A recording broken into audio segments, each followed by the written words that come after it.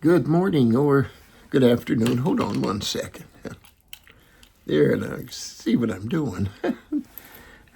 This is a really interesting scriptural passages that hit right in the heart, not only of how we live today, but of the day that we memorialize Saint Kateri Tekakwitha.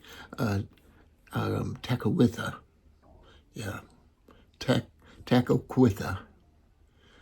And it's interesting because the first reading that comes from Isaiah, he's warning the people. He's warning them that you're going to have to stand in your faith, even when things are difficult. You have that choice to stand in your faith, stand strong, or don't stand at all.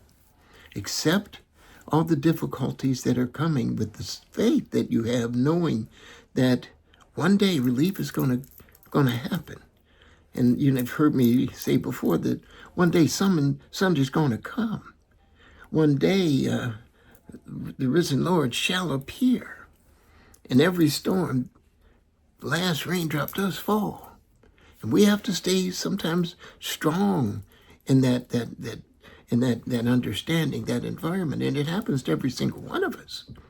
In Matthew's gospel, we again see Christ complaining that, if some of the other folks in these difficult places that have done terrible things, if they had seen what you've seen, they would be on their knees praising and glorifying you.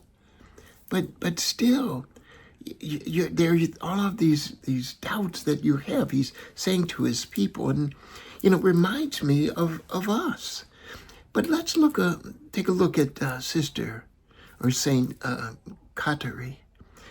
The very early 1600s, she adopted the faith of those who were invading her country and embraced the faith that they had taught her. And she embraced it fully.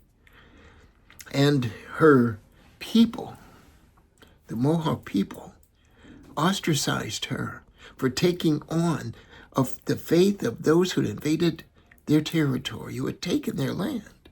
How could you do that? They gave her the worst things to do in their village.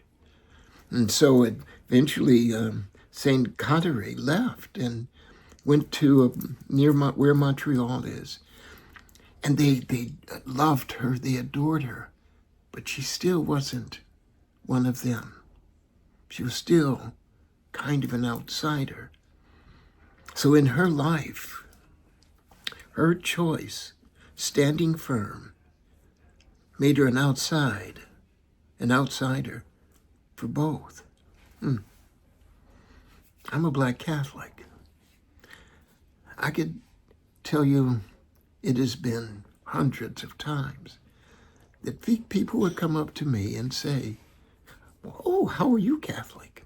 Not only white people, but black people. My family has been Catholic for hundreds of years. And yet, because of our circumstances within this world, all of us, the divisiveness that has permeated, it seems, the entire world, we look for ways to divide and separate what God has put together. What binds us together, children of God, is far greater than anything that can separate us. And yet, we consistently think about those things that separate us, economically, racially, spiritually, age, when the truth is we are all the children of the same God. So what do we do about this? We begin by asking God, can we love him first? Help us to love him first. And if we do that, pray every day, Lord, help me to love you first so that I can overcome the divisiveness, that I won't be anything but a bridge builder. I do that. When I love God first, I will then begin to love all of his creation and not loving God for God's sake.